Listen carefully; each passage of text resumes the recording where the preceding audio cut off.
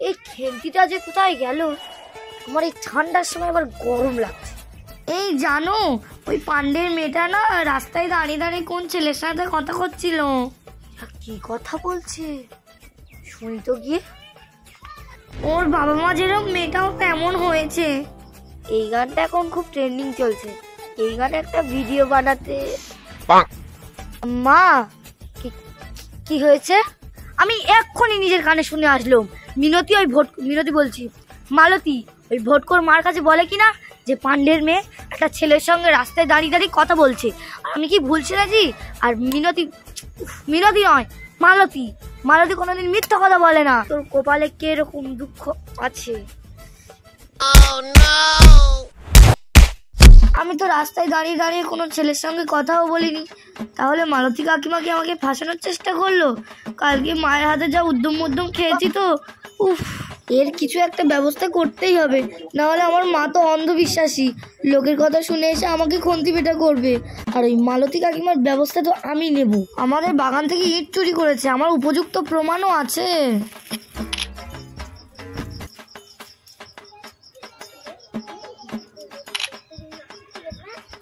আরে ওটা কে? মনে তো হচ্ছে মালতী কাকিমা। তো এরকম চোরের মতো করছে কেন? মনে হয় ইট চুরি করতে এসেছে। হ্যাঁ, মজা দেখাচ্ছি তোমার। খেন্তি, আমার হাতের দড়িটা খুলে দে তুই। বলো আমি কোন ছেলের সঙ্গে কথা বলেছি? তুমি নাকি সব শুনেছো? শুনে সারা পাড়া রটাচ্ছ।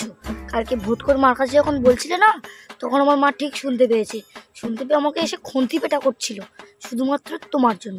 আজকে তোমাকে বলতেই হবে, আর নইলে এই ফাঁকা জায়গায় না তোমাকে ওইভাবে রেখে দেবো। এই রে, খেন্তির বাচ্চা তো সব জেনে গেছে। আমার কাছে আর একটাই পথ আছে। খেন্তি, তুই যখন রাস্তায় দাঁড়িয়ে দাঁড়িয়ে কার সঙ্গে একটা কথা বলছিলিস? মনে হয় তোর বান্ধবীর সঙ্গে। আর আমি পাড়ার সবাইকে মিথ্যা কথা বলেছিলাম, কারণ আমি চেয়েছিলাম তোদের ফ্যামিলির নাক কান কেটে দিতে। মা, আমি তোমাকে একটা কথা বলতে চাই। কি কথা? ওটা কে? এটা মালতী কাকি। ও মালতী, তুই এরকম সংসে যাইছিস কেন? সবার আগে তুমি এই জিনিসটা দেখো।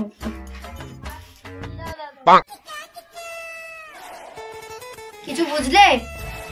তোমার এই দুদিন ধরে ঘরের সমস্ত জিনিসই কাকিমাই চুরি করছে। তাহলে তুই দুদিন ধরে আমাদের বাড়িতে চুরি করছিস? ছি মালতী, ছি, তোর লজ্জাও করে না। আবার ঘোমটাটা তুলে আমার দেখাচ্ছিস মুখটা। এবার ঘরে যা, বর্ধ মধ্যে নাক গলাতে হবে না বেশি তোর। আমি বললাম বলে, নইলে তো জানতে পারতে না কে চোর। যাচ্ছি। তুই এতদিন বলেছিলি আমার ঘরে বলেছিলি আমাদের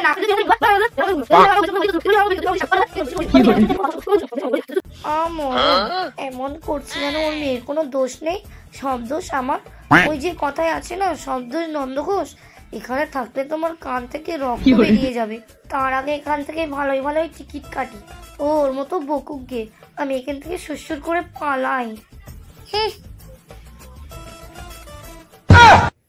কোথায় যাচ্ছিস? এই বাবা, খেলতির মা তো ধরে ফেললো, এই মেরেছে। কিছু না, এই তো এই জল খেতে এসছি। উফ বাবা, বাঁচা গেল। না, এত সহজে হার মারলে হবে নি। আমার নাম মালতী, একবার না হলে দুবার ট্রাই করেঙ্গে হাম। ওর মতো বকুক, আমি নিচের থেকে সুরসুর করে পালিয়ে যাই। তোকে আমি কত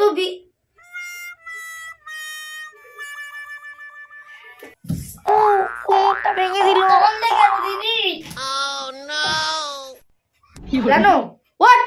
আরে আমি পালাইনি গো, কোমরটা খুব যন্ত্রণা হচ্ছিল, তাই তো শুচ্ছিলাম তো। বাবা, তুমিও খুব ভালো মানুষ, তুমি আমার এইরকম ভাবতে পারলে। ছি, না, এইভাবে হবে না। আমাকে একটু ক্যালি দিয়ে পার হতে হবে এই বড় বিপদটা।